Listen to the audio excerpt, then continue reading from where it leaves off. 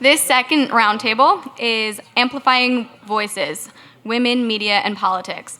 It will be moderated by Professor Kelly Dittmar. Kelly is an assistant professor of political science at Rutgers University Camden and a scholar at the Center for American Women in Politics at the Eagleton Institute of Politics.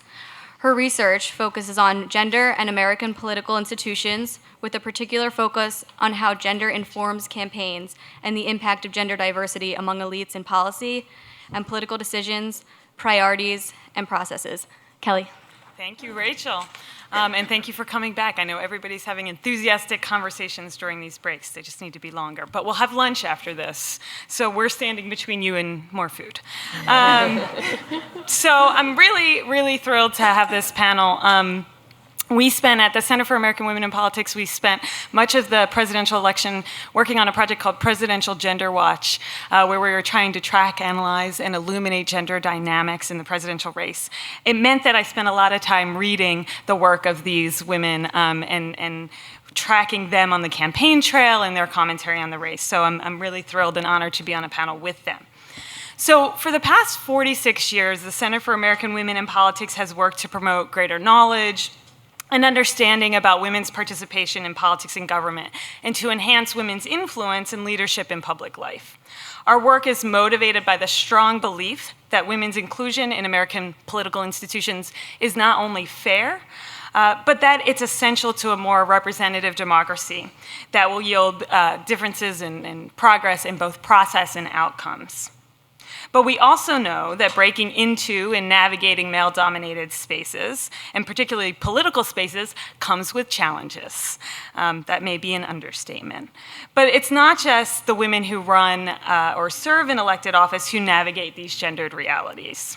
The women on today's panel have blazed their own trails within and contributed their distinct voices to disrupt the dominance of men in political journalism. So in our conversation, I not only want to highlight why it matters so much that they're there, but also give them a chance to share their experiences about covering politics in both this new political space as well as this new media space. So I'm going to briefly introduce my esteemed panelists and note to you all that the fuller bios are in your program, so I will try to keep it somewhat short because there are so many fabulous people and hopefully questions and dialogue from the audience after our conversation. So Lauren Duca is an award-winning freelance journalist. In addition to working as a contributing editor at Teen Vogue, her work can be found in New York Magazine, The New Yorker, The Nation, Cosmopolitan, among other publications. You can catch her regular column at Teen Vogue, aptly titled Thigh-High Politics, which takes a not-so-subtle but much justified jab at Tucker Carlson, in addition to providing great insights and resources for, as Lauren notes, the resistance.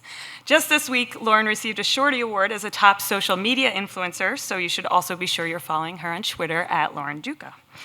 Tamara Keith is the White House correspondent and co-host of NPR Politics Podcast, the most listened to podcast of the 2016 election. Political podcast. Let's just go with the most listened to. Big league. Hyperbole is great. That was also when Tamara was on the Clinton campaign, following the Clinton campaign, excuse me, not on it. If you're like me, you also look forward to Tamara's regular analyses every Monday on the PBS NewsHour, where she joins Amy Walter and Judy Woodruff to keep us up to date and help us try to make sense of what's happening in Washington, D.C.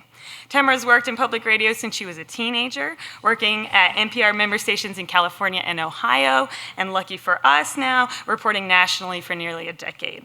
She's also a member of the Defending Champions, Bad News Babes, a team of women reporters that takes on women in Congress each year to raise funds for young women with breast cancer in the Congressional Women's Softball Game.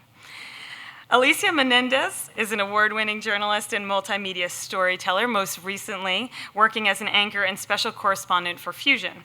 You may recognize her from her nightly news and pop culture show, Alicia Menendez Tonight, which first aired in 2013, and from Fusion's Come Here, Say That, where she put her women and gender studies degree to good use with smart social commentary, most recently on the 2016 presidential election.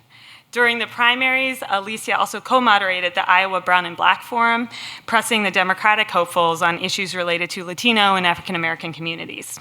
A Union City native, we're glad that she made the trip home to New Jersey to be here today. And lastly, but not least, Sabrina Siddiqui is a national political reporter for The Guardian, where she covers the Trump administration and Congress.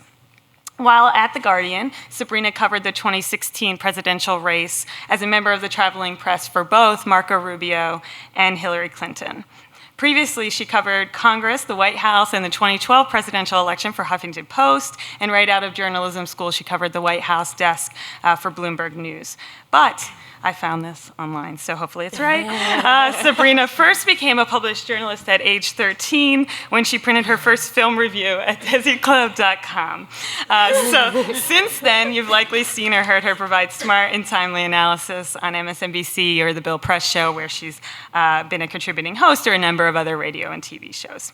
So thank you all for being here today and bringing your many years of experience and expertise. And so we're going to get started with this conversation. So I have an opening question that is a big question. So it gives everybody a chance to really say sort of some opening comments that they might want to get in, and then we'll try to go from there and cover as much as we can. So as I mentioned, the work we do at COP is based upon the belief that diversity of those in politics and elected office should reflect the diversity of those they represent. But if you buy the same argument in your industry, in media and journalism, that media or journalists should be as diverse as the people you cover, what difference do you think that diversity in those covering and commenting, particularly on the 2016 presidential election, made in what was covered and how it might have been covered? And maybe we'll start here, since I was the last to introduce you, with Sabrina. Sure.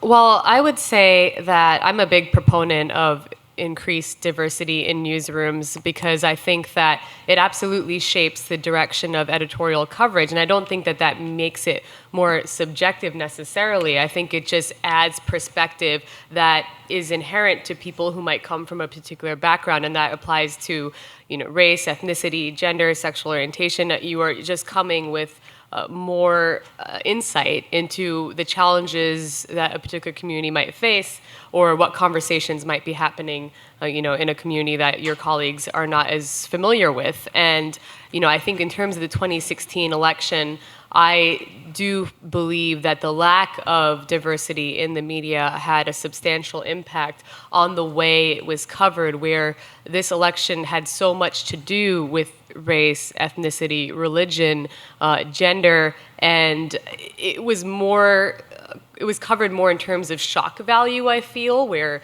a statement was very controversial. And so you had, the now sitting president launch his campaign by saying that, most Mexican immigrants are rapists or killers, and that's a verbatim quote. And some, I assume, are good people. And that was day one of the campaign, where, you had a week's worth of coverage around it, and then we sort of moved on. And then, you kind of come in with the proposed ban on Muslims, and trying to criminalize the entire Black Lives Matter movement, and comments that he may have made that would maybe generate a couple days worth of coverage, and then again we move on, because that's kind of the way that the media operates. It's what's driving the day or the week, but and covering these more so to be outraged and say what are the repercussions going to be, and then bringing in people from all sides to analyze all sides of the issue, when one can argue there are no two sides if a comment is racist or sexist or what have you.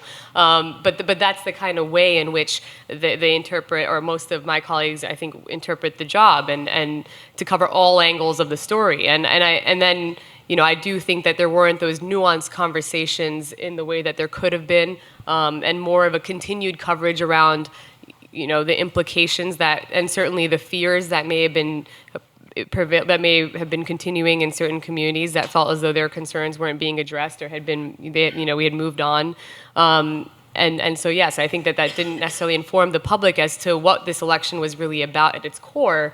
And I do think that had a lot to do with dynamics in race, in gender, and the challenging of the norms that, the panel before was speaking to.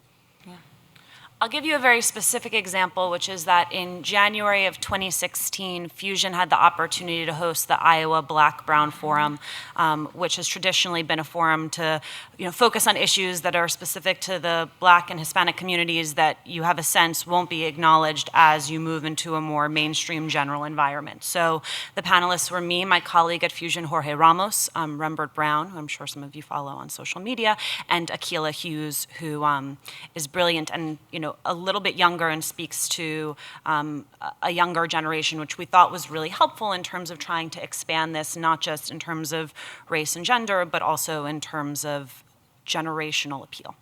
And as we had our editorial meetings where we were going through the questions, I called Rebecca Traister and I said, Rebecca, what is no one talking about that we need to be talking about? And she really encouraged me to hone in on the Hyde Amendment and to make sure that I did not get off the stage without asking Hillary Clinton a question about the Hyde Amendment. Now, that might seem unnecessary, right? At some point in the conversation, this will unfold where she is on this, but no one had been able to pin her down. But their live cameras, bright lights, you have to give a yes or no answer. And so, the fact that that made it on stage and then set the tone for that conversation for the rest of the election is a testament to Rebecca following this issue as closely as she does, but also to having the opportunity to have, an editorial meeting where we say, what is no one else going to ask? That's also how we ended up with questions about de facto school segregation, something that we knew just would not come up in a general media environment. Rebecca also encouraged me to ask questions about paid family leave,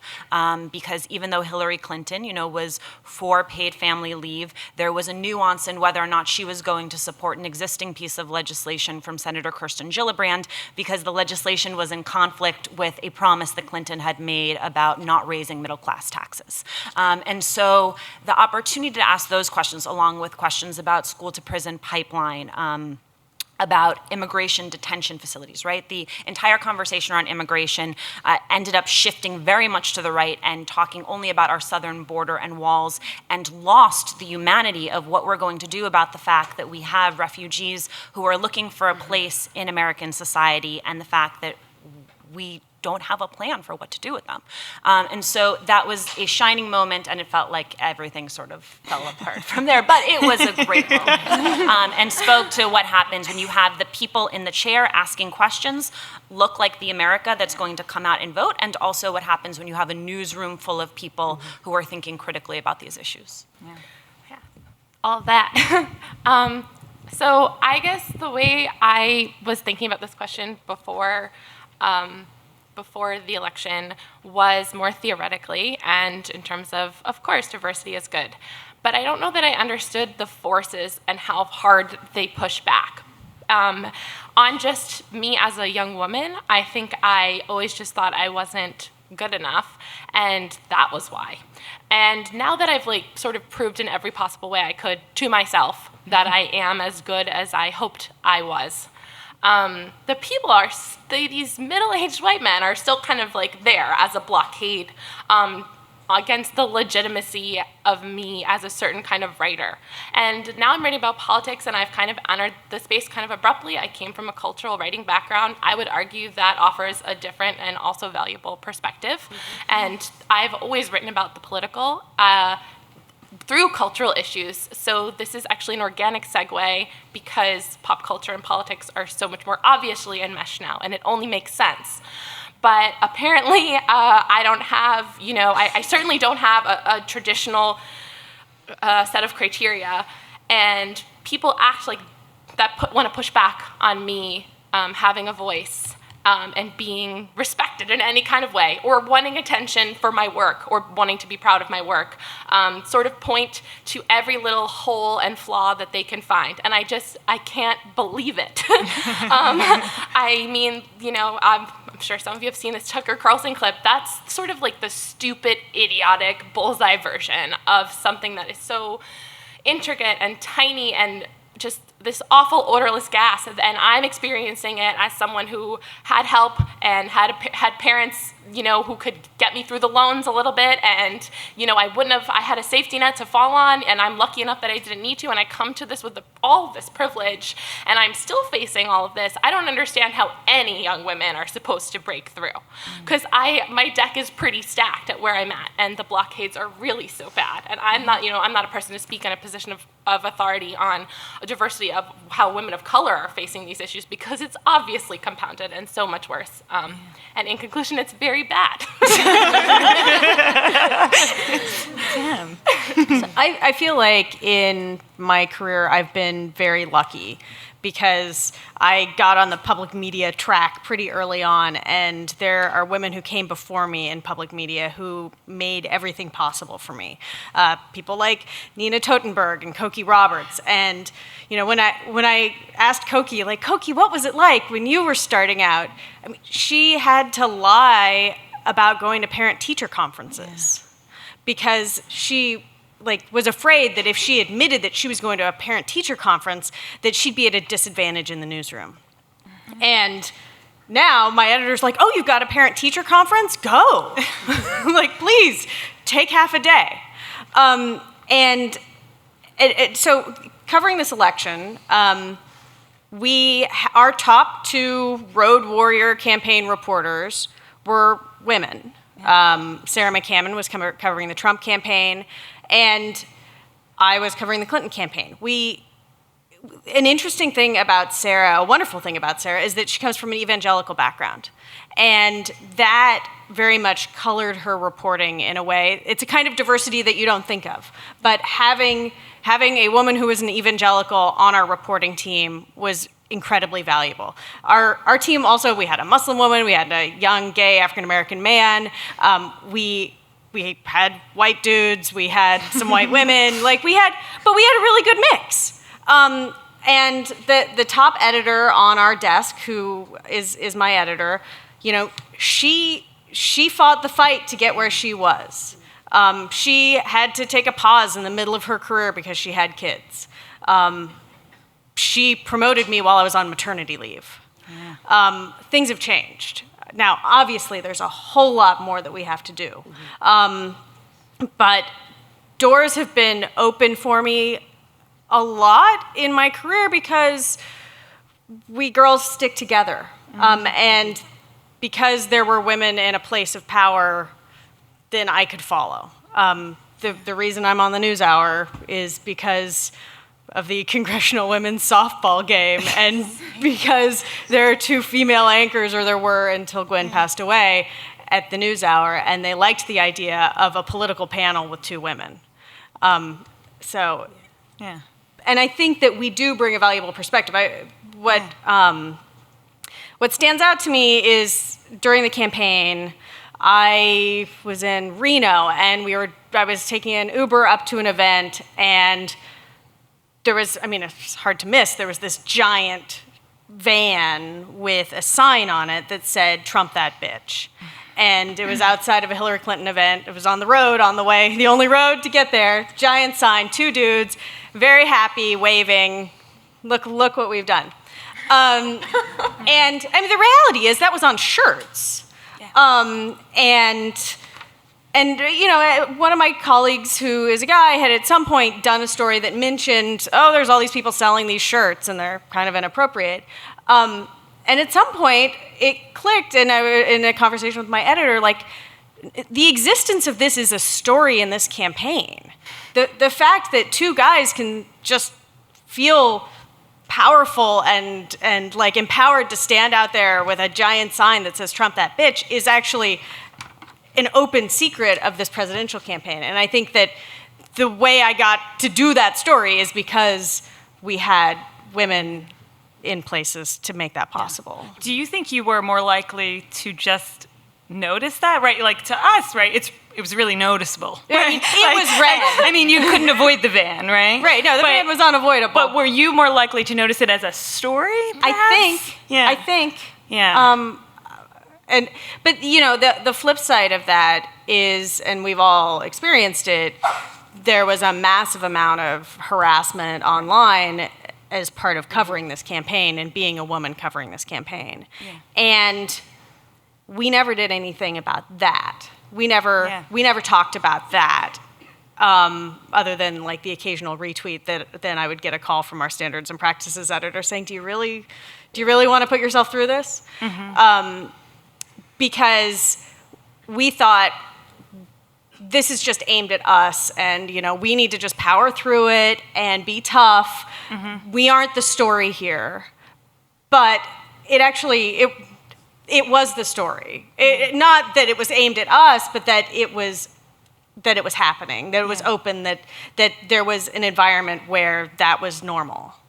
So I'm going to jump ahead to that. Sorry. No, that's good, because so I was reading everybody's work ahead of time, and Lauren, you wrote a column about this that I think, addressed in terms of, so she addressed the column to online trolls and wrote, the internet has radically shifted our communication forms, and in many ways the public square has shifted to take place online. So what does it mean if women are being ejected from those spaces by sheer force of will?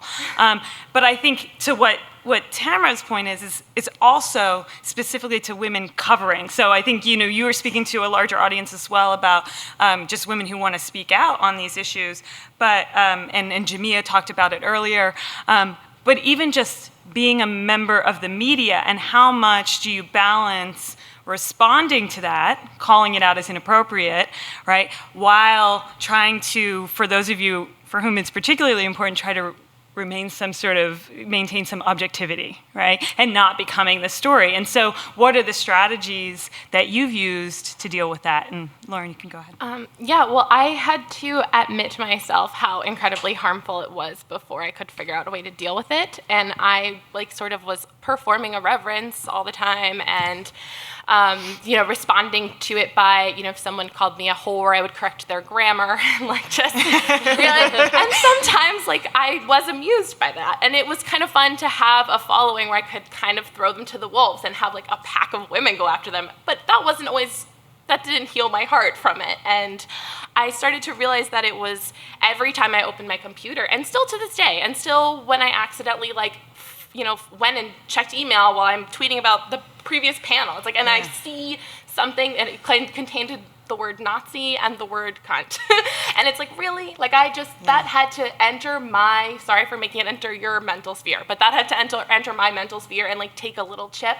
And I just think that's what the story is that women are being cost time and energy as writers. I mean, there's so many facets to this conversation. We can talk about Twitter in so many ways, and it does democratize the conversation. But it's also it's required, I think, for female writers really to be on Twitter in a very quotes around required, but still. Mm-hmm. And so it's about networking, but it's also about suppressing and silencing. And I guess what Jamia said is that is absolutely the goal. I think as we need to come to understand that as the goal and think about this as a story almost, is how are we breaking down this long-term story about women being suppressed in this particular form in this new way. Yeah. And is it your this makes me think of the previous panel as well. Is it your responsibility to cover that story? Well, no, because then every time I'm there, there's plenty of blogging on the far right about me and how I'm a skilled professional victim, because in phase 3 of gaining some kind of higher level attention, then there was a man who was stalking me, and is still to this day stalking me, by the way, in case anyone cares. It's just really that's me to getting attention. I've orchestrated this. I've really lofted myself up. I don't know, it's very hard, because then the problem is that with this kind of aggressive post-truth state, the communication is so precious, and aggression and emotion are overplaying everything, and the kind of bombast of toxic masculinity is choking out the expression of these experiences. So I don't know, I would guess if I had to take the advice turn of the answer, it would be to not be afraid of sharing that it's painful, and not being better than it, because we're not, and we need it to live in a place where it's not happening. Yeah.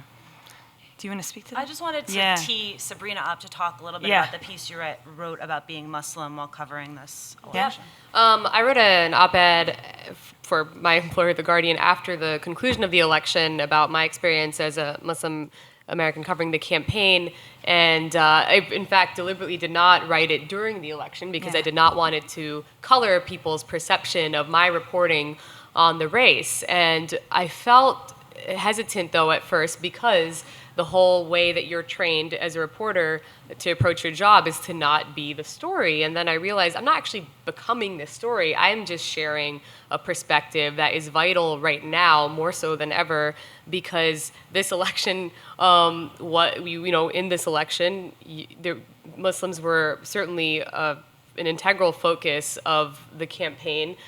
In the Republican primary, not just, Trump is certainly the biggest example, but, the kind of relationship between Republicans and Islamophobia has actually now dated back several years. And you saw the manifestation of it when even the mainstream candidates, so-called mainstream, like Jeb Bush and Marco Rubio, were engaging in the same sort of Islamophobic comments on everyone. All of the 17 candidates at some point said something. And it affected it affected members of my family, in fact, many friends and the communities that I engage with, to the level where I kind of just wrote down those experiences, some of what I recalled just in the op-ed, just to kind of make the point that this is the real impact that rhetoric has on entire communities. We're so quick to dismiss this as partisan, just back and forth, and okay, this is being a comment that's being made to rile up someone's base. It's a lot more than that for millions of people who live in this country, to the point where my niece, who is 9 years old, during the campaign, let's say 7 or 8, came up to me and asked me if it's true that, she can't be president because she's Muslim, because Ben Carson happened to have gone on national TV and said, I don't think if you're Muslim, you should be president. Now, she saw a segment of mine where I was discussing that comment, and she always watches, and it was very upsetting to me because she's 8. She only ever noticed, like, the hair, the makeup, the dress. I mean, she's an 8-year-old girl. And the first time she ever asked me about the substance of what I was talking about was this idea that, she can't be president. That's what she understood, because it's such a simplistic. She knows she's Muslim, and she's this lovely Girl Scout in Virginia, born and raised, and now she's just, viewing herself as somehow different. And that's just one example. And I think Alicia's point about, the part of also why I wrote the piece, the diversity having to do with the questions that won't be asked. I felt a lot of pressure being, one of just honestly 2 Muslims, the other one being Asma Khalid, Tamara's colleague at NPR, out on the campaign trail day in and day out. And, I was in the actual traveling press, so oftentimes the only one there, and felt like I couldn't ask the Muslim question as a Muslim reporter. So I was covering Marco Rubio. He was in the news because he criticized President Obama for visiting a mosque. It was headline news because it was unusual for him to say something like that, and just only he and Trump criticized Obama for going to the mosque. And so I thought, surely someone will ask, because literally Marco Rubio almost never made news. Until his campaign imploded, he was very much under the radar. So the one time he's in headlines, all across the country, I would think that someone would have just asked and followed up and said, Senator, what issue do you have with the president going to the mosque? And I thought maybe I'll ask, and I just looked around, and there's 30 reporters at this, it's the height of the primaries, and I just realized I'm the only Muslim there, so I feel like I shouldn't ask. Like, someone will ask, and then, you go through this whole press conference, and no one asked. And then that was it. And then, and I felt like I had somehow failed in a way, because I shouldn't have doubted my legitimacy to ask that question, and my authority to ask, not as a Muslim, as a member of the media. It was a question rooted in news and in comments he made, but that's kind of what ends up happening, where I put together this op-ed to tell my colleagues, I'm not trying to, make this a subjective conversation. I'm trying to just, have you better understand, what all of this means in a broader context, and what kind of questions need to be more consistently asked. And, I know it makes some people uncomfortable, but it's also because I realize most of my colleagues don't know Muslims themselves. I might be the one that they know, and I don't fit into a lot of the stereotypes that they have in there. Yeah. One of Mark Rubio's top advisors in the final days of the campaign was like, "You're Muslim," and it's like, people. I mean, it's just not as obvious because I don't wear, a headscarf, and a lot of people just assume that's like one of the ways that you would present yourself if you're a Muslim woman. And so I kind of wanted them to know, like, hey, this is your next door neighbor. This is the person who sits across from you in the newsroom. Like, and this is just my way of like hoping I can add to the conversation. In a way, I know my other colleagues, especially, people of color, women, and all the other kind of minorities that we have, try to also add value and do add value every day. Right. And what happened with Sabrina and many of the conversations around the Muslim community, I think, happened with Hispanic journalists when it came to immigration, and feeling as though both the onus was on them to ask the question, but also not wanting to be pigeonholed into, that all of a sudden becoming their beat when they were general assignment reporters.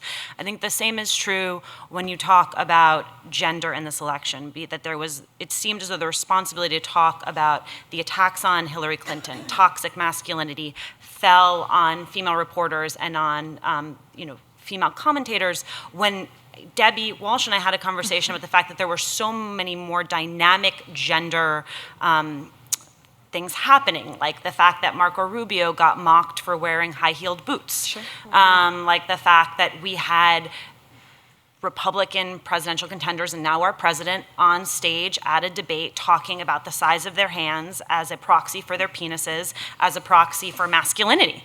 And you didn't have, it wasn't like, oh, now it's the responsibility of male reporters to talk about masculinity.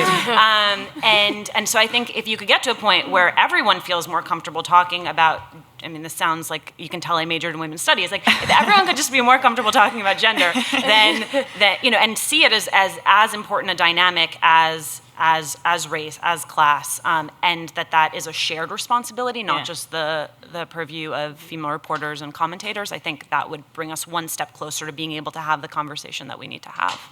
And so I want to touch on that because you did a segment in June 2015 about... I don't remember June 2015. All right. I will remind you. So it was on Come Here, Say That, and you called out sexism in political coverage. You said when we in the media talk about female candidates in a way we wouldn't talk about their male counterparts, it sways voters away from female candidates. But my question from it, is to what extent, if at all, do you feel a responsibility to hold your peers in journalism accountable in regard to sexism or gender bias in their coverage, right? This goes back to sort of whose job is it? And so for you, that was an instance where you were calling, right? You were saying, come on, people, get with it. But this question goes to you, but as well to anybody else, to what extent you feel that. And that may be publicly, or it also may be, in the editorial, in the newsroom and editorial meetings, et cetera. Yeah. I'm not sure how much has been accomplished by doing it publicly. Yeah. So if I'm looking at it from an efficacy standpoint, then, I don't know. And I think also in past races, the dynamics have been clear and the instances have been crystallized, where in this election it just became so messy and so murky that it felt that if what you were doing was calling out that bias at every turn, that you wouldn't have a chance to report on anything else that was happening, and that you would be seen as someone who, again, was on that beat instead of being taken seriously as someone who could report objectively, analyze policy, and all of the rest. So I think it's necessary. I also think it comes at a cost. Yeah. Anybody else on that piece? I could talk about the time I totally screwed up. And it was very early. I don't even think Hillary had announced that she was running yet. And I did some piece, and I can't even remember exactly what the piece was about. I think it was about her discomfort, or the sort of wall she has built around herself, and sort of the discomfort that she has with revealing too much about herself. Anyway, it was early on.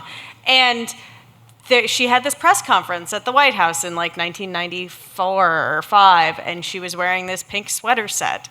And I mentioned the pink sweater set in my radio story because in my defense, I thought she was doing something to sort of soften herself by wearing, at that time, a pink sweater set was she was sending a signal. Anyway, it was not well received. And we actually had to run a Tamara apologizes for talking about the pink sweater set. Yeah.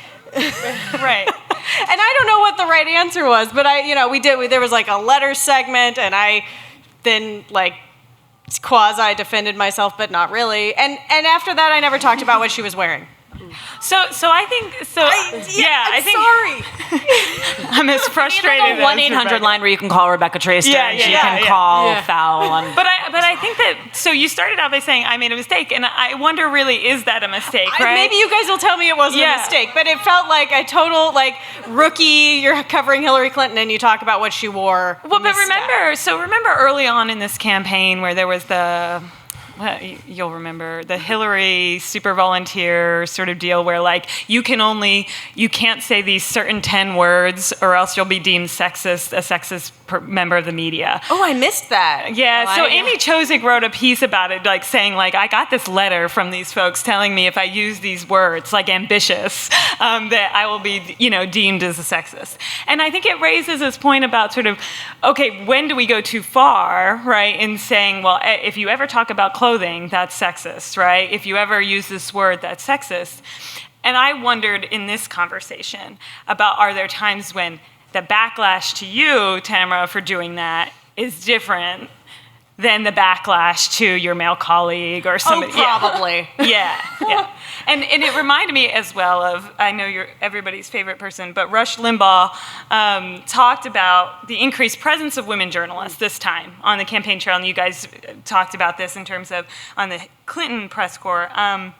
But he called it the chickification of the news, claiming that women journalists would be more biased towards the women candidates. So this is sort of the opposite, right? So again, you're sort of damned either way. But did you face that skepticism beyond from the sort of right-wing, media? Also from the Bernie people. Let's talk about that. They were a real treat. Yeah. Anybody could talk about Anyone it. could talk about the Bernie bros who attack you for anything, and go right into a very gendered place. But look, I actually, first a little bit more broadly on this, the so-called chickification. It's just such a anyway. Look, the women in the media have so many barriers up against them that my fellow panelists have already mentioned, and especially in the political spectrum, because Washington has been for a very long time a boys' club, and now you have the women on the bus instead of the boys on the bus as being a big theme. Also, around the candidacy of who many people thought would be the first woman president, and yes, there was a strategic decision in some newsrooms to have women cover Hillary, but not because it was going to lead to any sort of favorable coverage. I think this goes back to the ability to kind of analyze certain issues, especially as she was going to speak very much to certain issues that our male colleagues might not be able to do. And I can give you an example that's not related to Hillary, but kind of sums up the political press and the difference between a male and a man and a woman, how they react. Is Kirsten Gillibrand, the senator from New York, wrote a book a couple years ago where she talked about comments, like sexist comments that were made by her colleagues in the Senate, like over her weight, where one of them called her porky, and then, complimenting her appearance at other points, and just making very gendered, sexist comments. And it was a form of harassment even. And a lot of the men in the political press were like, oh, if she's going to make these accusations, she should have named them, because she didn't name them in the book. And I think the women were especially like, no, why should she name them? Do you realize how, the reason women don't come forward and talk about sexism in the workplace and harassment is because they are immediately shamed, and the tables are immediately turned back on them. And this is exactly what happened, where a lot of the men who in Washington, my colleagues, male reporters, were just fixated on like, she can't just come out and accuse her male colleagues of this without naming them. That's just one. And I know anytime rape and abortion came up in the course of the campaign, similarly you saw very different reactions from men versus women. And I don't want to cast with such a broad brush. I mean, obviously there are exceptions, but I think that part of having women increasingly visible in the course of the campaign just enhances the coverage of issues that are very much at the forefront of debate today, especially as they have to do with women. And I was also just going to quickly say that I think that as Tam was just saying, we got it. There are times where we felt like we got it wrong, being women covering a woman candidate. I called my editor once. It's like, why is there a comment about what she's wearing similarly? We need to take that out. This shouldn't be in the copy. They added it into my copy that she was wearing all white. What does it mean? And I was like, no. Take it out. Because we're so. I think it was by election night. I was talking about it though. Right. Well, but I finally I did eventually because the white meant something. Yeah. Right. Right? Like, do we risk then pulling out this sort of gender analysis because you're so concerned? I that, found it very you know, tricky to yeah. cover Carly Fiorina's candidacy Sure. in the sense that, she was very much positioning herself as a foil to Hillary Clinton, and at the same time, really bristled anytime the media said that she was positioning herself as a foil to Hillary Clinton. So, even though there were a number of very, she came out and accused Hillary Clinton of not stealing the title of her autobiography, but of having a one word off.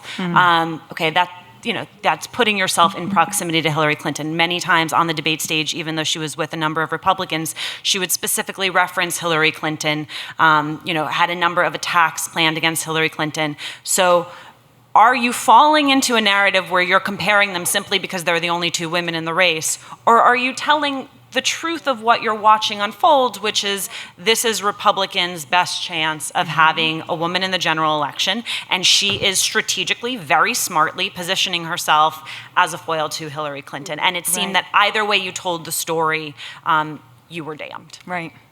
Did you want to say Yeah, something? well, I think that the metric has to be by case, and it has to be about representing the reality of the situation and not worrying about playing by these rules, because worrying about playing by the rules is totally distorting coverage and actually subtracting objectivity in a lot of different areas as well. Right. Yeah. Tam, you had it. Okay. It's okay. It looked you were thinking about this. It reminded Sabrina when you were talking about the case with Kirsten Gillibrand. It reminds me of Ruth Bader Ginsburg when she talks about the case of the 13-year-old girl being strip-searched, and she says, "Look, I'm a member of the Supreme Court, right? I'm ruling on the constitutionality of this." But none of my male peers know what it's like to be a 13-year-old girl who was strip-searched in her school. And that there's still a piece of this that you can, in fact, be objective, but also offer a perspective. And that's, I think, always a hard a thing for people to sort of understand and grapple with, and then where that line is between sharing that perspective and where, if it's in the newsroom or in your column, or and then how to figure out how not to be attacked for that. I would just say I did a lot of appearances on Sunday shows over the course of this election. I'm sure some of you did as well. And I would say 9 times out of 10, I was the only woman, the only minority, and the only millennial. Which is, I've booked. It's a challenge. There are challenges to doing it. But it means, I think it's confusing as an audience member, because are you saying this woman is representing all women, this woman is representing all minorities, this woman is representing every member of her large and diverse generation. I mean, that's an impossibility, but I think it is confusing both as the person who is trying to be the messenger and offer fair and impartial analysis, and as the person who's receiving that analysis at home. Yeah. And I couldn't agree more with what Lisa just said. I've been in that boat so many times, and what I've sort of grappled with, especially since the election, is challenging what we view as the sort of norms of objectivity, because I don't think that what the media views as objectivity holds up in the same way in the current environment that we are in. And it goes back to that op-ed I wrote. There are people who might think that I'm now incapable of covering the Trump administration when I do it every day. And I was the person who covered his travel ban, and none of it had to do with the fact that I was Muslim. I was just covering it as a reporter who covers the White House, and it was straight news and analysis, and there was no opinion in there. But in other forums, such as these panels, is where I think I do feel compelled to speak a little bit more openly and freely as a Muslim, as a daughter of immigrants, knowing people whose families would be barred from coming here because, if I don't say it, then no one will. And when you're dealing with just the Muslim majority countries, which is what the administration's travel ban was directed toward, my own colleagues probably are thinking high-risk terrorist areas. If you say Pakistan, they're going to just think of terrorism because that's what you see in the news, and they don't realize that my aunts and uncles come from Pakistan to visit me every year, and they have for 31 years, and they might not be able to come in next year or whenever if certain policies were enacted. And so I actually would welcome anyone who wants to challenge me on objectivity just for saying that, because that's the truth. I mean, that is a fact. Right. I mean, if you're trying to ban people from coming from a country, then I think it's pertinent for people to know who is actually being barred from coming here. Sure. May I ask you a self-interested question? Just going back to sort of Lauren talking about the anxiety that comes with all of this. So as you're trying to redefine or challenge this dated notion of objectivity, but also locked in a feedback loop where not everyone understands what it is you're trying to do. How do you sleep at night? Like, are you sort of like, as long as my editor-in-chief is okay with what I'm doing, like, is that your bar? That was my last question. No, I'm just kidding. I think I separate my writing, because I'm a news reporter, from, the commentary that I offer in spaces that we're now afforded, such as social media, such as having the ability to go on panels like this or TV, radio, and am able to, and I just am very cautious to still make sure that it's all rooted in fact. So that's my biggest driver, is what I'm saying still rooted in the truth? And it actually, as a reporter, it's my obligation to tell the truth and to report the truth to the public, especially when you're analyzing policy and what the implications would be, even if it's adding a little bit of a personal touch. But that won't appear in my story. And I think that there is a way to separate that, because the people who open up the Guardian newspaper around the world or who go online, they're just getting the story, and they might be able to get the analysis and other more personal thoughts somewhere else. Yeah. I think that's exactly it. It has to come down to this objectivity of method. That's the basic refrain of it all. But I think, as long as we're being transparent about that as members of the media, of, showing our work, if we are choosing to share another perspective, that's what the public is owed, but we can't be concerned that our perspective is going to be perceived as bias and work against it, and therefore tell a different version of the truth anyway, in a different direction. So this morning, I should warn everybody, get ready with questions. So be thinking.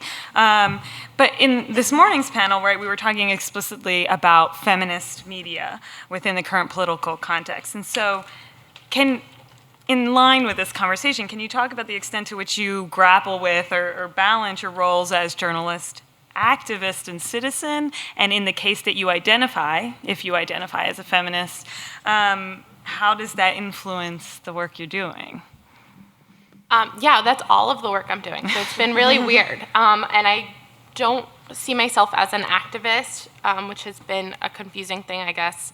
I see myself as kind of an ethically driven storyteller, so that's how I've had to define it. But I'm very open about, I've joked that I'm like an out progressive. Like, it's been revealed. This is, I show my work, but I'm not going to show my work when I say climate change exists. So that's where we're starting. And I know that I don't have access to as big of an audience because I have that starting point, but I just think it's unproductive to, just really begin unraveling reality. So that's just, I do have a very strong voice and I have a strong opinion, so the way I hold myself to those standards is by showing my work and by making, transparent decisions about how I'm including facts and not cherry picking them to make a more persuasive argument. And I think we see a lot of sloppiness there in across all forms, where, even a really strong example, just to have something concrete, is there was a video of Trump saying that he wanted to deport anywhere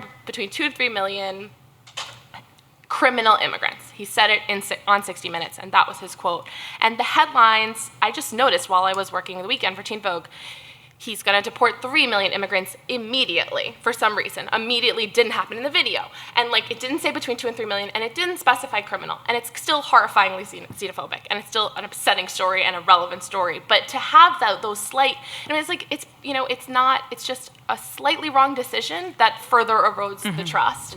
So being as careful as I can in that regard, and I am an activist that's one of my identities, and feminist is absolutely one of my identities. And to the people who think that's bias, I strongly believe that I'm fighting for the reality that I believe is best and telling the truth about that, and being an advocate and also trying to break through my bubble all the time. And it's a process and it's a challenge. And last thing I'll say is I really see the creepy bias coming up when I was writing up campus rape stories when I was writing for Teen Vogue, because I would come in and I was just doing aggregation, but it was just a news judgment position of what am I covering and how was I looking at these rape stories. And every time I was like, he did it. That's how I went into every story, in the back of my mind. But I couldn't write my sentences reflecting that. I had to reflect the specific case and not the grander contours of rape culture. And so I am aware of it, and it's not perfect, but it's a tricky thing. So I do not consider myself an activist. I consider myself a journalist. And I don't know if I consider myself a feminist because I don't know if I got the card. Like, I don't know what it takes to be a feminist. I mean, obviously, Come on. I don't think that I wouldn't put it in my Twitter bio. Like, I mean, obviously, I believe that we are equal in every way and awesome, and I'm teaching my son that girls can grow up to do anything and that he should be respectful, darn it, and not always say actually. But I don't know. And part of it is because I grew up in Rush Limbaugh country where the word feminist was a dirty word, and I've spent my adult life trying to figure out where I fit in. I know it's not. I know it's not, but I don't know. We secretly brought you here to have an intervention. No, but if I stood up and said I'm a feminist, I don't know that I could get in a debate with somebody and defend that. So one of the things that I've tried to do is with especially, and this is not pertaining necessarily to just what you said. I mean, it goes back to even the conversation about race and ethnicity and religion, but with my colleagues in the media, I think we're very, especially if you cover politics, you're very conditioned to framing things in strictly political terms and across and along party lines, because we're also in a particular moment right now where there is one party that has just a tremendous amount more support, especially from minorities, and then there is one that has staggeringly low numbers of especially people of color who support them, single women, and you can go through all the various lists, millennials, and so I think that when I see my colleagues sometimes say, well, this is going to be the liberal answer or the Democrats' answer, is to stand up for Muslims or to give credence to Black Lives Matter or to,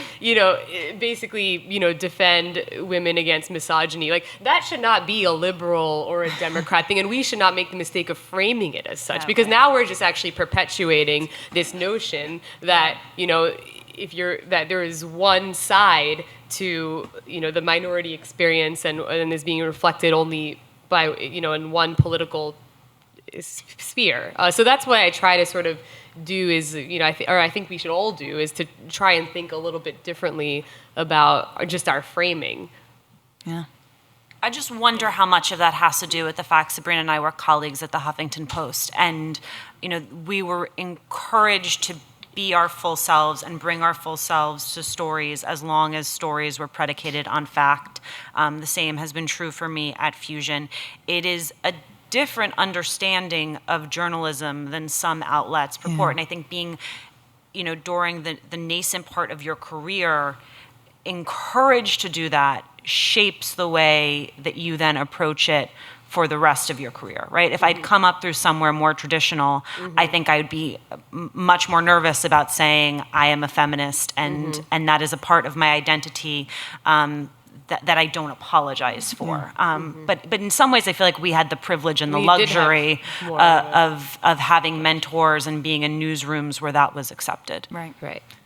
So I want to make sure we get open to questions. So as you're raising your hands, I'm going to just ask one specific question to Tam and Sabrina, particularly about being on the traveling press corps. So I had sent you guys, a reminder 45 years ago. Timothy Crouse wrote that book, Boys on the Bus. And so I wonder sort of if you can give a sense of just your experience in terms of the environment for women on the traveling press corps. And you were in a unique situation when you were on the Clinton campaign because there were more women, but even as well working, with Rubio. And just, did you see differences in that and the gendered environment you faced? So I think that there was something, there were times where we'd be in the pool van and we'd be like, oh my gosh, there's a guy here. It was a very, there were a lot of women, and I think that in part covering the Clinton campaign, there were a lot of women because we're actually advanced in our careers, and she was the leading presidential candidate, and we were assigned to cover her because we were, the people who were going to be the White House correspondents, or were already White House correspondents. I think that there was a lot of momming that happened. We had a lot of moms on the plane and on the bus, including me. But I carried a book with me, a storybook that I would read to my kid over FaceTime, and then I would share it with the other moms on the bus or the plane so that they could read to their kids from the plane. Or the bus or wherever we were at that moment. And there, one time I forgot to eat and somebody was like, oh, have a granola bar. We were all competitors, obviously, but it was also a very nurturing environment. I think that's actually what I noticed the most about having more women on the trail. And incidentally, for whatever reason, all the embeds who were assigned, embeds being network embeds who were assigned to Marco Rubio, happened to also be women. Okay. Coincidence. That was just a pure coincidence. Yeah. I mean, the print reporters were mostly men except for me, but it meant that there were quite a few women even in that space. And I think there was a certain extra level of taking care of one another and looking out for one another. Kind of to bring it full circle, I think what was most striking to me was still just the lack of diversity, ethnic and racial diversity and religious diversity. And that was something that made me feel very lonely, especially given the topics and the nature of the political debate and the comments that were made for throughout the course of the campaign. And actually, before we open questions, I think what really kind of embodies that experience is after the election, a friend of mine, I won't name names just because it was a private conversation, but he's a black journalist based in DC who covers politics. He reached out to me to see how I'm doing, and I kind of reached back out to him as well, and we were just kind of having this kind of therapeutic conversation. And he said to me, I feel like we should get together sometime. I feel like we journalists of color are really going to have to stick together in the coming months and years, and that maybe we didn't do it enough in the course of the campaign. And I think that just, I wish that wasn't the case, that we didn't even feel somewhere, we didn't have the kind of support and just representation that would have made the whole experience a little, not just easier, but I think also more productive. Healthy. Yeah. Thank you, Candy. Kelly, I think you're good. anyway, I was just curious. I'm going to mention the word Ivanka Trump. That's her name, right? What do you guys what do you all think about covering her? Is it difficult? Any thoughts that you have? I can't stand her father, but that's all right. But I find she's just a different role model, whatever the hell that is. And how you cover her or not cover her.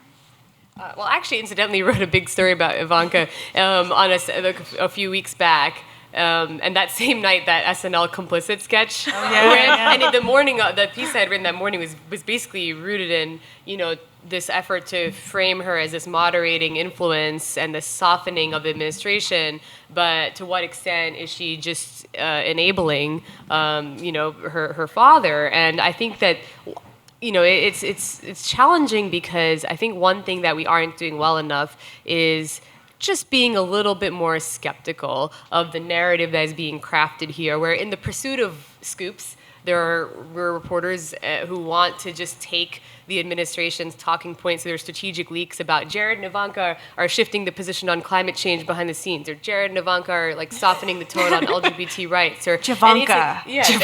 And you know what? They might be having these conversations. I'm not there, but wait until the action is taken before ascribing the credit in public in a story that's going to be read by millions of people across the country who are now going to think that Ivanka has successfully pushed her father away from, from dismantling, climate initiatives. When in fact, if you look at the record, actually a lot of the Obama era environmental protections and LGBT protections are being chipped away at in very subtle ways. So maybe just be a little bit more skeptical when you're covering someone who is absolutely trying to create a media narrative of her own. Yeah, because there's a clear strategy of trying to inoculate them from the specific. I mean, Jared Kushner is he's the Department of Everything, I don't know, and she should get credit for everything bad that doesn't happen. So it's amazing, and she's really served. My mom is that person who, but she's there, but she's incredible, but she has good posture. And how does that? She does have good posture. She has incredible posture. But, and it's like, obviously there's those signifiers of beauty and perfect whiteness and shiny hair and well-curated pencil skirts, and it's like, how blinding is it? So I think the skepticism needs to be turned up a notch, because and then how quickly is it turned? It shows the way these issues become overly simplified, because but you're criticizing a woman? Like, you're a feminist and you're criticizing a woman? Let that sink in. Like, I'm pretty sure that's a real tweet. I just made it up, but you guys can search it. Conway. You get that with Kellyanne Conway a lot, too. Yeah. How dare, she plays that up a lot, too, herself. Oh, she does. You should. You better check. No, I haven't. The Ivanka branch of the White House is fairly inaccessible and unclear at this point, and partially that's probably because they're still defining their roles. But this White House is just full of self-interested leaking that is designed to make one person or another look good or look bad, and it's access journalism. I was always a little skeptical of it, but now I'm extremely skeptical of it, because, it's just the article after article after article that you see, and then you're like, a few days later, well, that's not even remotely true, or like, obviously that was somebody trying to throw somebody else under the bus, and I just don't think that there's much value to it at this point. And I have had a very senior administration official tell me something, and several other reporters with me insist on being a senior administration official, and it ended up not being true. And this person is not like low-level senior. This is very senior. If that's happening, then what's the point? Yeah. There was one time when Trump was the senior administration official. And people went with that. And I was like, how could you go with that? The president is not allowed to be an anonymous senior administration official. Journalistic standard 101. There was a question over here? Okay. Hi, I just wanted to ask, to what extent do you think the type of media coverage, especially focusing on 45's tweets and not necessarily the importance of his policy, how that affected the election result? You had a lot, Alicia. I feel like, Alicia, you've done a lot more on policy and actually steered the conversation away from the day-to-day narrative, so maybe you should kick off with that. It's led us to where we are today. And I think there's a challenge there's the reality of television as a business, right? Like, you need viewers to watch. When they were talking about his tweets, when they were showing sort of unlimited coverage of, we're just waiting for Donald Trump to take the stage, it rated.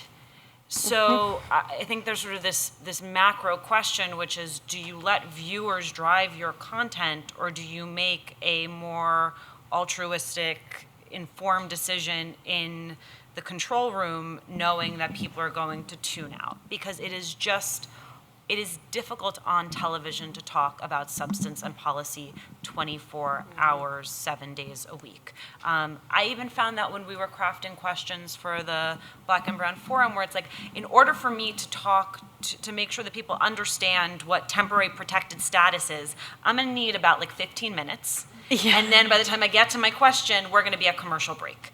And I'm going to have lost everyone, because it just is not as entertaining as getting to it quickly.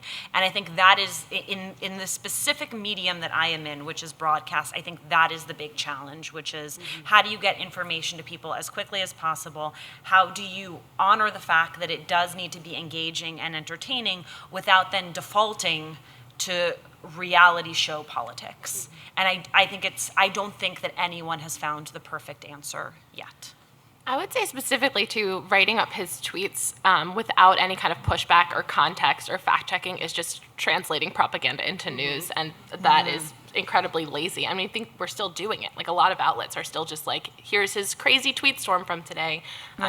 The chyrons have gotten better. Like that lower third you see on the television where it's like there's Like, one that's a narrative lie. happening. That and didn't then happen. there's a fact parentheses. but that was a learning process Right. for the entire press, which was how you would say, this is what is being said, but here is what you need to know about it. And how to do those at the same time. It's a complicated dance. And we've been annotating his tweets. So when he does a tweet, we do like a story around it that is a fact check that goes into our long list of fact-checked and contextualized Trump tweets that we call annotating. And it's a way of dealing with it. But when he as president tweeted the thing about wiretapping, you actually can't ignore it. The thing about the president of the United States is that his words matter. He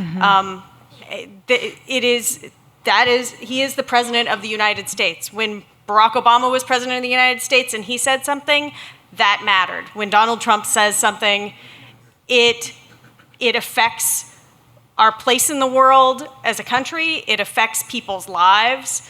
And so it can't be ignored. It doesn't have to be carried live, wall to wall every second, but it can't be ignored. And the thing that I struggle with covering the campaign is I was the policy wonk. I did the policy pieces. I did a lot of policy pieces. I was the one who was pushing for our series about how policy affected people in their day-to-day lives, and digging into what the candidates were proposing in a detailed way. I don't know that policy decided the election. Obviously, people knew that Hillary Clinton was deeply immersed in policy and had binders full of proposals. And people obviously knew that candidate Trump had, tiny sheets of paper with a few bullet points and not a detailed policy, and that his positions on policy were changing. And, some number of people in some very critical states made a choice that they didn't care about the policy. Yeah. Well, and I was thinking about that with your pieces, specifically the idea of focusing on real people's stories, right? That to your point about it's hard for me to cover, right, sort of the details of policy, but some way you get at that, because I think sometimes we set up it's either policy or not. That we cover policy or we can't cover it. But one way that I think effectively some of you have done this, or all of you have done this, is to talk about policy in the context of real people's lives, and then you're able to get at some of that. I mean, did you find that, I guess, to be at all effective in trying to integrate more of that policy and get people to not tune out? I think people don't give enough credit sometimes to the public for being interested absolutely in policy implications, especially when you bring in those personal stories. I mean, there's a reason why for as much as you have the 24/7 networks, local news is still so, widely watched, and the nightly news is still, at the top, because people want to see those short packages about someone who could be their neighbor or someone they know. And then, if they hear that they're losing their health insurance based on, a current debate that's happening in Washington, It makes it more accessible to them. I think, we've all struggled this, and, as my fellow panelists said, we're still figuring out the right way to do it. I don't think anyone has figured that out. But one of the biggest problems is with the advent of 24/7 news and also the internet. So then you have a space to fill both on air as well as online, and then you take a lot more content than you would have if you had only used to have 1 hour of news in the evening, or one newspaper with limited pages. Is figuring out what's the right placement, what should we promote more than. Then should we promote this story? This is a more clickable story, and then this is one that might not get as much attention. And so yes, I mean it doesn't allow the public to necessarily take away what is the more meaningful news. I can think of one example that stands out in my head, and I don't want to just criticize the New York Times. I mean, everyone had problems with this. Is when the Hamilton feud was happening. Their splash for most of that day over that weekend was this Hamilton feud where Do you want to just explain what a splash is? It's the main, big. I didn't even know what that was. Yeah, it's the main picture on the if you go to NewYorkTimes.com, NYTimes.com, and it's Trump feud with Hamilton cast because I don't know if you guys recall, but they had booed Mike Pence, then he tweeted against them, and then somewhere in the bottom of the front page was Trump settles lawsuit for a defunct university for tens of millions of dollars, and I'm thinking that is actually very significant. And I'm not, again, The Guardian has not been perfect. No one has. We're all trying to figure out how to deal with the sheer volume. But I do think that we should have a little bit more faith in the public, because as I traveled more and more, I realized they weren't paying attention to what we were writing or what we were talking about on TV, because they were sick of the wall-to-wall coverage that is very much for Washington by Washington. So what are they supposed to take away? Right. One of the things I think you saw that answers your question with some sense of hope is that is the rise of digital explainers. I think that sort of was a big, and because they have what we call long tails, right? Like, it doesn't matter whether you watch it today or tomorrow. In 6 months, you may realize that you're very interested in understanding what's happening in Syria, and that piece of content is evergreen or is updated, such that you can really go deep on an issue in a way that you just can't in 7 minutes between commercial breaks. Right. I think we have yep. Hi, my name is Patricia Cortado. My pronouns are she, her, and hers. I am an immigrant. I am queer. I am a first-generation EOF scholar. I am the president of Latin American Women's Organization. I am a retention chair under the Latino Student Council.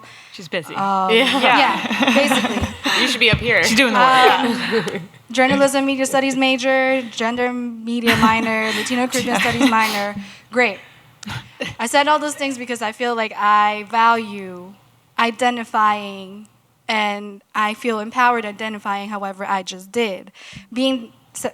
That being said, there was a question brought up between being an activist and journalist. Mm-hmm.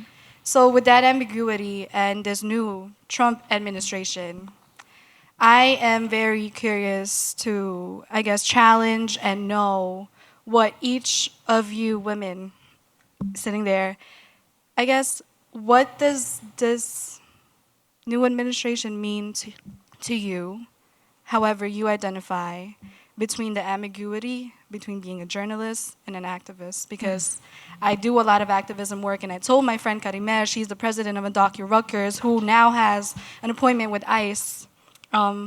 In the first week of May, I have dedicated myself into activism. I am privileged to be an intern in the Institute of Women Leadership. I'm very grateful to be in this room, but with your voice and your titles up there, I just can't, I'm baffled, because how can someone like me, as an activist, be on a seat like yours and say that I am not a feminist, I am not an activist? Mm-hmm. But with your voice and your work that has been put up there, and what Kelly said, I think you don't give yourself enough credit, and I think that there is a power in labeling and identifying. So again, I want to know what you think the administration means to you, as however you identify. Mm-hmm. Tough question. This administration is another administration. There was an administration before. I made a choice when I was younger than you, and it's a choice that I made, and it's a choice that I stand by, that I was going to be a journalist and not an activist. And there are types of journalism that are both. Mm-hmm. It just happens not to be my type of journalism. Mm-hmm. It's funny that the word activist is, the idea of an activist is applied to me in my public-facing role, because I clearly have an ethically driven voice. I think there needs to be a clear precision between the titles activism and journalism because of theory of journalism, and we can talk about that later, and I don't have enough time right now. But I hate that. I think Sabrina was putting it very well earlier, where what are we seeing as the liberal line of thought, and how are we anticipating that? And I think that by refusing to play by those rules and calling things out as not normal, my work is being seen as radical, and I hate that. Teen Vogue should not be radical at all. And the coverage is it's refusing to give into a shifting thought, and it's refusing to give into normalization, and to the end that is an effort of the resistance. When I'm on Twitter, I'm speaking in the role of an outspoken feminist and activist, but in my work, I need to be a journalist, which signifies first a commitment to facts. So it's very complicated, but it's frustrating that things are seen as activism. Like, there's probably people who are like, I love the activist Sabrina, like, because she's a strong voice and they know her and she's a hero to them, but she has to be defined by her professional rigor. It's like, guess where that gets tough. And I think we've talked a lot about diversity in the newsroom, but one of the things we haven't talked about yet is the fact that media itself is diversifying. So there are now places to go where you are encouraged to be an activist and a journalist, and those are not seen as being mutually exclusive. They may or may not be the places where we work, but I think Vox has done a great job of that. I think Mike.com has done a great job of that. There are certainly a lot of other sites, Salon. I'm sure there are even those sites on the right where you can be both and you're encouraged to do that. But I think it becomes then a question of time and place and whether or not that is what, the place that you work for encourages you to do. And I think that, yes, it is sort of a misnomer to kind of think that you can't be a journalist at the same time as, you might be, I don't want to say advocating for, but just, again, telling the truth and trying to tell certain stories that you feel wouldn't otherwise be heard. I mean, it's not mutually exclusive. And so Tam doesn't like to call it, she's a journalist, but in some of the stories that you choose to tell, you are giving voice to groups of people. I'm giving voice to lots of people. To lots of people whose voices need to be heard. And I think that, The Guardian, where I work, is maybe considered to be a liberal paper in the same way the New York Times or the Washington Post get that characterization, but actually, if you read most of the just straight news stories, I mean, they're really just written as news stories. So you can kind of decide what stories do you want to tell one day, and you might be able to. It doesn't matter whether you're at a liberal or a conservative outlet, or whether you're just at a place that considers itself a little bit more traditional. You can decide that you want to cover the immigrant community, or you can decide now that you want to cover the Black Lives Matter movement, or you could decide that you want to cover reproductive rights. There's so much more room to decide what issues you want to give your time and your energy to, and so that in that way, people are kind of labeling some of that advocacy journalism. I don't like that term because I don't think that you are advocating for anything. You are just sharing what the very real challenges are that people across the country face, and they come from all different backgrounds and political views as well. So, you could, I think what you would do well to do is to kind of think about, what's important to you, and then how could you channel that into your writing. And it doesn't mean you can't be a journalist. It means that maybe you could actually come forth with a very specific niche or expertise where you'll feel like you're contributing something that's good and that's positive and that furthers a cause that you're particularly devoted to. Yeah, I mean, it's not mutually exclusive for everybody. It's just like this sort of narrow mainstream media path that I've chosen for myself. But there are lots of paths that are lovely, that include journalism and something nearing activism or actual activism at the same time. I mean, you can have a voice on a big old platform and say what you believe. Yeah. There's nothing that stops you from doing that. I'm not allowed to. But I do think that this speaks to sort of everybody's role in this, right? Yeah. So if everybody was out there sort of, on a more activist front or, we wouldn't have the type of media that then activists can use to say, this is the truth, right? Especially in this era. This is what happened. And we can now use that for our cause. So I would also sort of echo that. Think about the many roles that are involved in your case, sort of the resistance and the movement, but how you can use the work that people are doing and actually helping you by creating sort of the credibility of not sort of potentially not identifying as explicitly. I just have one other thought, which is that the Trump administration and Steve Bannon, as part of the Trump administration, wants to call the media the opposition party. Yeah. In his rise to the presidency, Donald Trump had a series of feuds where he picked a fight with somebody and gave them a terrible nickname and whatever. And he was sort of given fuel by the feuds. He was given attention because of the feuds. Mm-hmm. And then he became president. And it's much harder to have a feud. You have to punch down all the time. You're president of the United States. And they made a calculated decision that was also part of the campaign, but especially now that he's president, they made a calculated decision to try to make the media the opposition party. And we risk falling into a trap of being the opposition party, of allowing them to reduce our credibility. And so it's a really, like, I don't know the right answer to it, but I don't want to like give credence to their idea that we're the opposition party and that we shouldn't be respected. I think that's a really... If I can say something, then I guess in the voice of an activist, it would be that the rules that set the standards for the things that count as journalism or activist journalism are all part of the oppressive system. So, of course, like that's all. It's all part of it. It's complex. Is the end of the panel. It's complicated. One more question, and then we'll wrap up. I have a last question for everybody. I'm going to ask an easy question. I want to ask about Melania Trump. Because it seems to me, and you all may disagree, but it seems to me she's received relatively little coverage compared to other first ladies. And I'm not sure what to make of that, if that's progress or, let me just finish.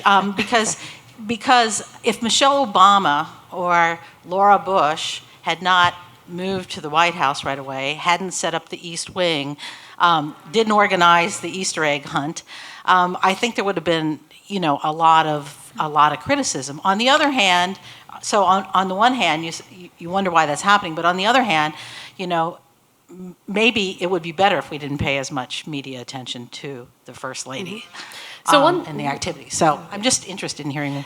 So one issue is certainly with Melania Trump, the fact that she made the decision to stay back in New York City and has occasionally come down for certain events and been part of, some meetings with, other wives of heads of state or the Easter egg rule, but not taking that view. And therefore, it has been a challenge to cover her.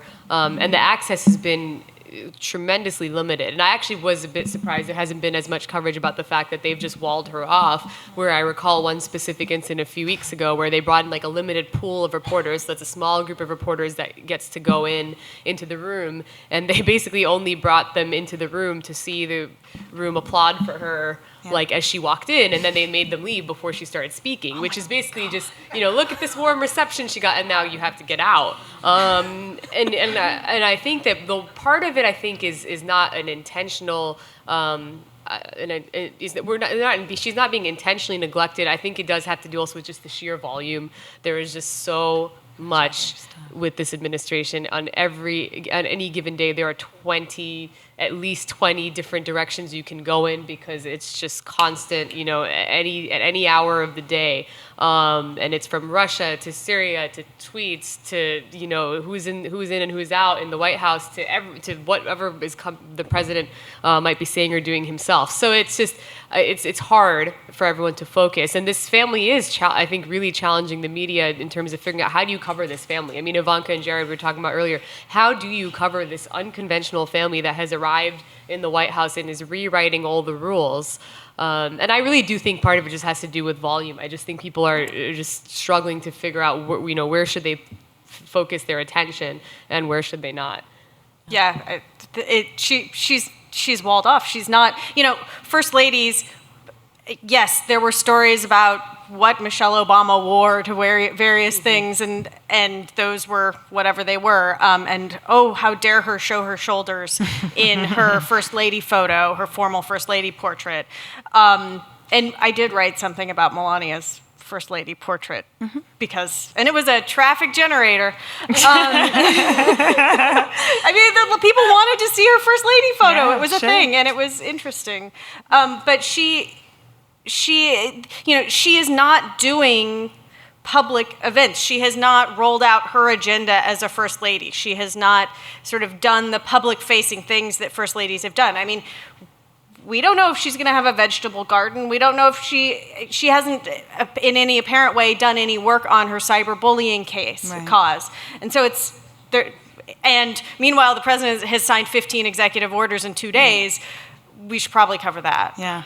To Sue's point, though, I do think it's an interesting point of you cover, instead, in the past you would have covered, people may have covered, well, why isn't she doing all this stuff, right? And there's some of that. There's obviously some of that out there, but perhaps there's a difference in the extent to which we care, The amount of stuff. that she's not doing the traditional stuff. So I promised that Gloria.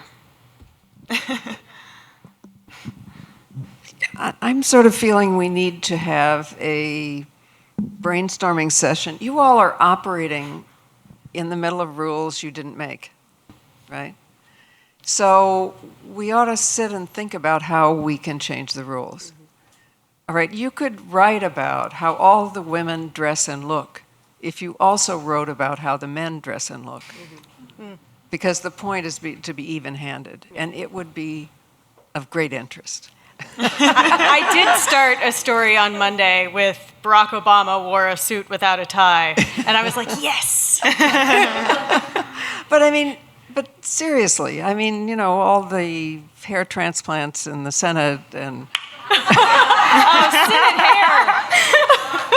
and are his pants tight or not? And I'm just saying that the point.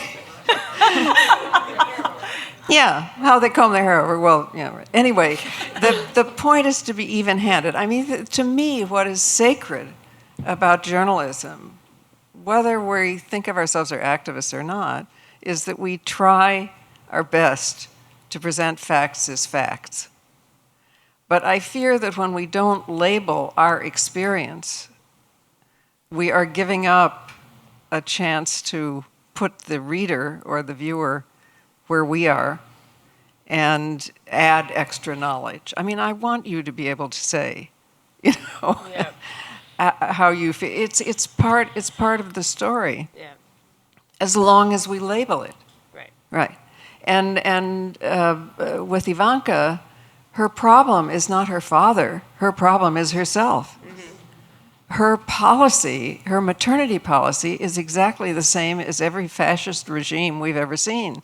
She is paying women to have children, but not paying fathers or adoptive parents or, this was the National Socialist Party in Germany. This is what they did. I'm not saying she knows that, but...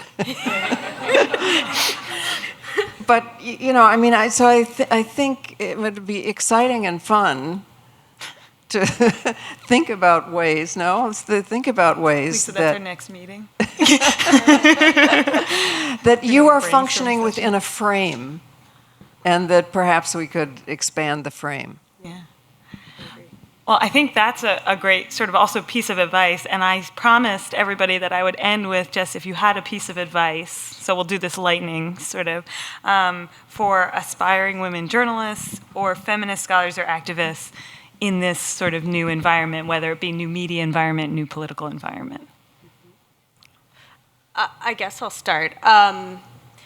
I have been told no so many times. I have been told so many times, you're not going to get this job. You're not going to get into this grad school. You're not going to do this. You're not going to do that. And it's really easy to be discouraged.